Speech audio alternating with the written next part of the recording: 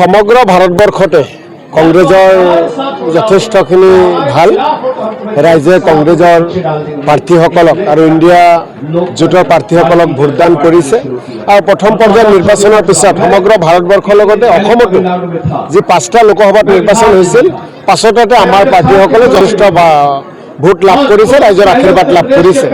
ইতিমধ্যে আপোনালোকে জানে যে প্ৰথম পৰ্যায়ৰ নিৰ্বাচনৰ পিছতেই বিজেপি আৰু ইউডিএফ যথেষ্ট দুৰ্বল হৈ গৈছে।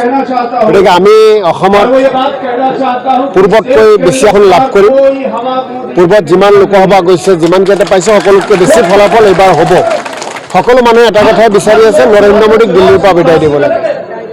নৰেন্দ্ৰ মোদী বিজেপিক বিদায় দিয়াৰ কাৰণে অসমবাসী ৰাইজে এইবাৰ কংগ্ৰেছৰ পক্ষত কংগ্ৰেছৰ মিত্ৰজোঁটৰ পক্ষত ভোটদান কৰিব। মূল্যবৃদ্ধিৰ বিৰুদ্ধে, নিবনুৱাসকলক কৰ্মসংস্থাপন নিদিয়াৰ বিৰুদ্ধে, কৃষকসকলে তেওঁলোকৰ আয় দুগুণ কৰিব খুজিছিল বিজেপিয়ে নকৰাৰ বিৰুদ্ধে সকলো ওলাই আহিছে। সকলোৱে একেমুখে কংগ্ৰেছৰ প্ৰাৰ্থীসকলক আশীৰ্বাদ দিছে।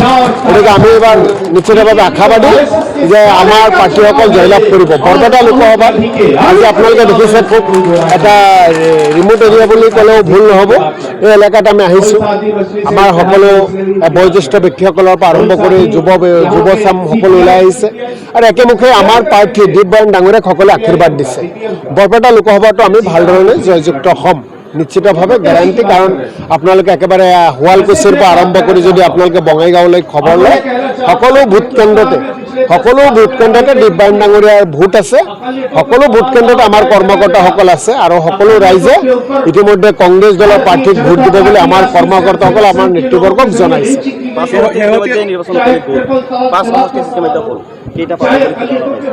চাওক, আমিতো নিৰ্বাচন হোৱাৰ পিছত যি ধৰণে খবৰ আহিছে 5টাই লাভ কৰিব লাগে।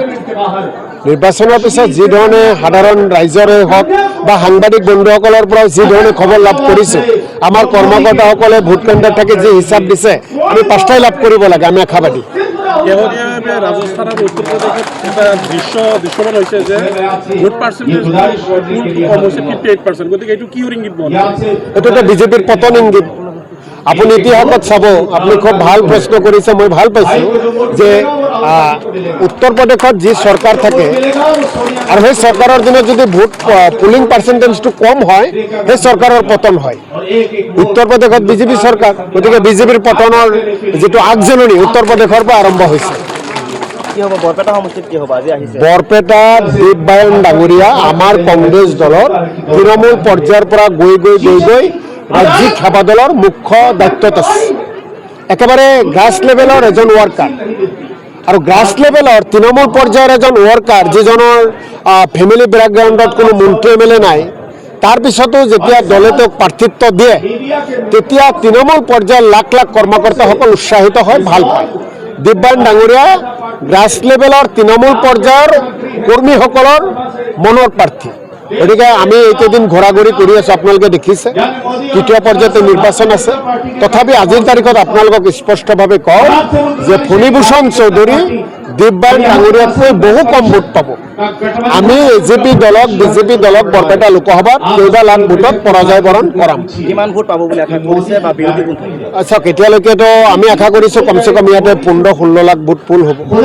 গতিকে 15-16 লাখ ভোট ফুল হোৱাৰ লগে লগে আমিতো ইয়াতে 50%ৰ ওপৰত ভোট আমি ইয়াতে লাভ কৰিম যি ধৰণে হৈছে। কাৰণ আপোনালোকে দেখিছে কি কাৰণে পাম।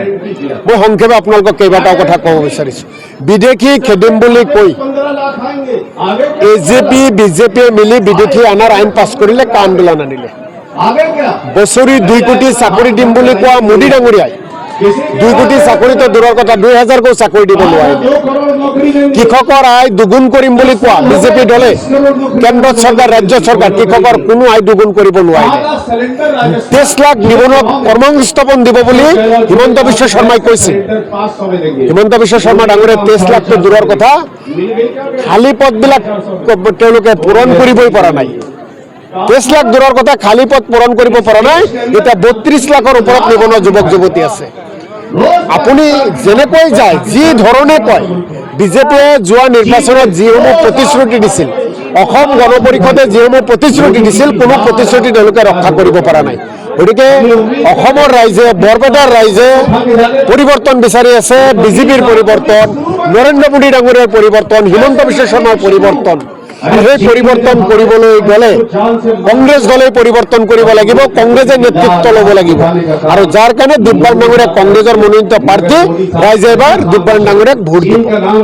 এটা কথা চৰ্চিত হৈছে যে আমাৰ ৰাজ্যৰ মুখ্যমন্ত্ৰীগৰাকীয়ে কেতিয়াবা কয় 14 ঘণ্টা, কেতিয়াবা কয় 12.5 ঘণ্টা, আৰু অমিত শ্বাহ ডাঙৰীয়া আহি এখন মিটিঙত কৈছে 12 ঘণ্টা। গতিকে এই তেওঁলোকৰ কথাৰ পাৰ্থক্যটো আপুনি কি প্ৰতিক্ৰিয়া? তাকেইতো, যেতিয়া অংক নিমিলে, এটা দলৰে নেতাসকলে যেতিয়া বিভিন্ন কথাবোৰ কয়, এইটো পাম, ইমানটা পাম, ইমানটা পাম, ইমানটা পাম, অমিল যেতিয়া হৈ থাকে তাতেইতো বুজিব লাগে দুৰ্বলতা, তাতেই বুজিব লাগে দুৰ্বলতা। এতিয়া তেওঁলোকে জোৰেৰে নকয়। আপোনালোকে চাব, প্ৰথম ফেজ নিৰ্বাচনৰ পিছত বিজেপিয়ে জোৰেৰে একো কোৱা নাই, কৈছে নেকি কৰবাত? কোনো নেতাই কোৱা নাই, কোনো সংবাদ মেল পাতি একো কথা কোৱা নাই। তাৰমানে তেওঁলোকেও খবৰ পাইছে যে ৰাইজে এইবাৰ বিজেপিক বিদায় দিব, ৰাইজে বিজেপিক বিদায় দিব। অসমবাসীক কিমান ঠগিলে চৰকাৰখনে, অসমীয়া জাতিক কিমান ঠগিলে। গতিকে অসমীয়া জাতি এইবাৰ বিজেপিক কেতিয়াও ছাপোৰ্ট নকৰে, কংগ্ৰেছ দল, কংগ্ৰেছৰ মিত্ৰজোঁটক ছাপোৰ্ট কৰিব। এইখন বগৰীগুৰি পাথাৰ জিলা পৰিষদৰ সদস্য ইতিমধ্যে তেওঁ BPF জইন কৰিছে।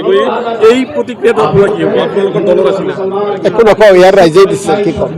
আজিৰ উপস্থিতিয়ে বুজাই দিছে, আজিৰ উপস্থিতিয়ে তেওঁলৈ এই অঞ্চলৰ জনতাই উত্তৰ দি দিছে, ক'বলগীয়া কি আছে আৰু।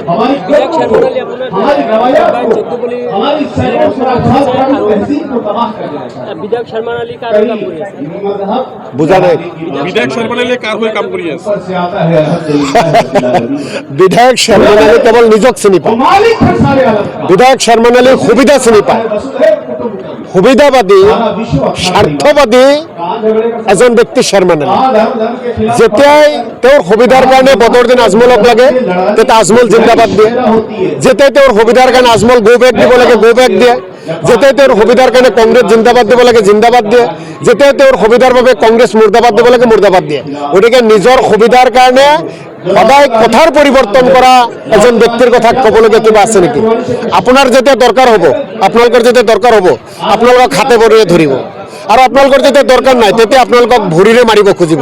গতিকে তেনেকুৱা এজন ব্যক্তিৰ কথা মই ভাবোঁ আপোনালোকেও আমি কোনেও পাতিব নালাগে, যিজনে কেৱল নিজৰ কথা ভাবে, নিজৰ চিন্তা কৰে, বেলেগৰ চিন্তা নকৰে। পৰিৱেশটো কেনেকুৱা বৰপেটা লোকসভা সমষ্টিৰ প্ৰত্যেকটো সমষ্টিত, 10টা সমষ্টিত আপোনালোকে ভালদৰে জানে, কাৰণ একেবাৰে তলৰ খবৰবিলাক আপোনালোকে জানে।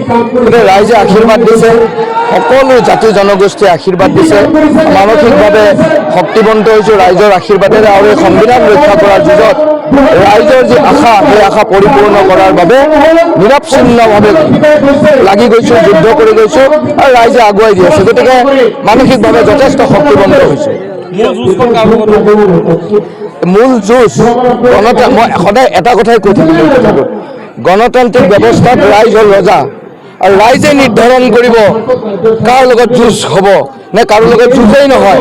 কাৰণ শোষণেৰে শাসন কৰি আছে, আৰু জাতীয়তাবোধৰ আৱেগৰ কথা কৈ পেলাই নাগপুৰৰ নাগকাষত বন্দী হৈ পেলাই জাতীয়তাবোধটোক জলাঞ্জলি দি কেনেধৰণে শোষণৰ শাসন কৰি আছে, এই কথাবিলাক ৰাইজে দেখি আছে। গতিকে ৰাইজে কাৰোবাক প্ৰতিদ্বন্দ্বিতাত ৰাখে নে প্ৰতিদ্বন্দ্বিতাত নাৰাখে, সেইটো ৰাইজে নিৰ্ধাৰণ কৰিব। কিন্তু ৰাইজে আশীৰ্বাদ দি কৈছে যে ডেকা শক্তি এইবাৰ সংসদলৈ যোৱা, বহু ভোটত তোমাক আগুৱাই লৈ যায়। গতিকে এইটো ৰাইজে এনেধৰণে আশীৰ্বাদ দিছে। কিন্তু বিজেপিয়ে ক'ব খুজিছে যে কংগ্ৰেছ মানে ফেক্টৰতে নাথাকিব লাগে, তেওঁলোকৰ নিচিনা ইমান ডাঙৰ ডাঙৰ ধৃষ্টতা, এনেধৰণে ডাঙৰ ডাঙৰ কথা কিয় নকওঁ জানে? ভোট কোনে দিব? ৰাইজে দিব। ৰাইজৰ অন্তৰাত্মাত কি একুৰা জুই জ্বলি আছে এই নেতাসকলে জানে নেকি? তেওঁলোকে ৰাইজৰ কান্ধত উঠি পেলাই মূৰত যদি তাণ্ডৱ নাচিব খোজে, আৰু ৰাইজক তুচ্ছ তাচ্ছিল্য কৰি পেলাই তেওঁলোকে ডাঙৰ মানুহ হোৱাৰ নিচিনা কথা ক'ব খোজে, গতিকে গণতান্ত্ৰিক ব্যৱস্থাত আকৌ কৈছোঁ ৰাইজৰ ৰজা, ৰাইজে নিৰ্ধাৰণ কৰিব কোন কিমান ভোটত আগবাঢ়িব, তেওঁলোকে নিৰ্ধাৰণ কৰিব। তেওঁলোকে শীততাপ নিয়ন্ত্ৰিত কোঠাত বহি ৰাইজে নিৰ্বাচিত কৰি পঠাই দিছিল। শীততাপ নিয়ন্ত্ৰিত কোঠাত বহি প্ৰত্যেকটো দিনে ৰাইজক শোষণ কৰিছে, আৰু শোষণ কৰি থকা এই ৰাইজে তেওঁলোকক আকৌ আগবঢ়াই দিব। গতিকে ইয়াৰ উত্তৰ ৰাইজে দিব।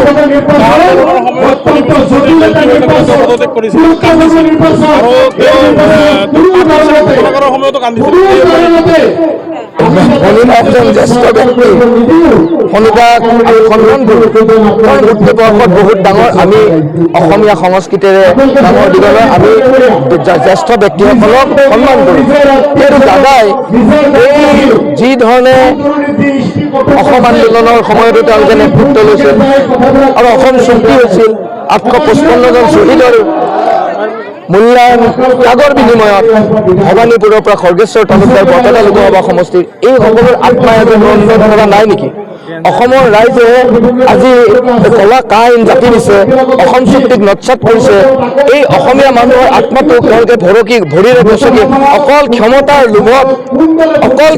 লোভত আকৌ কৈছোঁ নাগপুৰৰ নাগপাশত বন্দী হৈ ক্ষমতাৰ লোভত ৰাইজক পিঠি দিয়া নাই জানো অসমীয়া ৰাইজক গতিকে অসমীয়া ৰাইজক আৰু কিমান টকি ৰাজনীতি কৰিব সেইকাৰণে তেওঁলোকে এনেধৰণে দাদাই কান্দিছে জানে দাদাই কান্দিছে যে এইবাৰ ৰাইজেতো তেওঁক আঁকোৱালি নলয় কাৰণ বিধানসভাতো তেখেত সৰব নহয় 8বাৰ বঙাইগাঁৱৰ ৰাইজে পঠিয়াই দিলে বিধানসভাত সৰব নহয় গতিকে তেওঁ আৰু লোকসভাত গৈ কি কথা ক'ব গতিকে মই দাদাৰ বিষয়ে বৰ তৰল মন্তব্য দিব নাযাওঁ দাদা বিধানসভাত আছে বিধানসভাত সৰব হৈ যাব সৰব হওক বঙাইগাঁৱৰ কাৰণে সেইটোৱে বিচাৰোঁ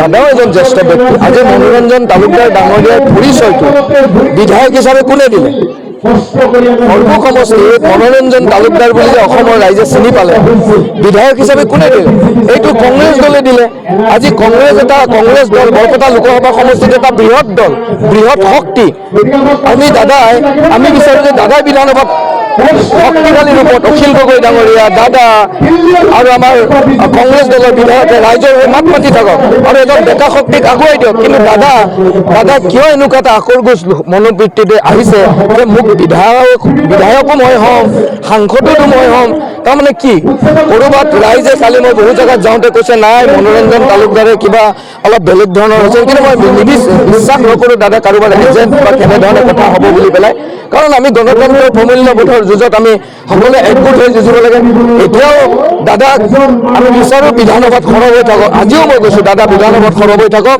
আৰু ৰাইজে যি ধৰণে বিশ্বাস কৰিব খুজিছে সেই ৰাজনীতিটোৰ পৰা দাদাই ৰাজনীতি বুজি পায় গতিকে ৰাইজে এনেধৰণে নাভাবে যাতে ক'ৰবাত ভোটটো ভাঙি পেলাই বিজেপি এজেপিক জয় কৰাৰ পথ প্ৰশস্ত কৰাৰ কাৰণে তেওঁ নিৰ্বাচনত অৱতীৰ্ণ হৈছে এনেকুৱা ভাৱবিলাক ৰাইজৰ পৰা তেওঁ আঁতৰ কৰিব বুলি আমি আশাবাদী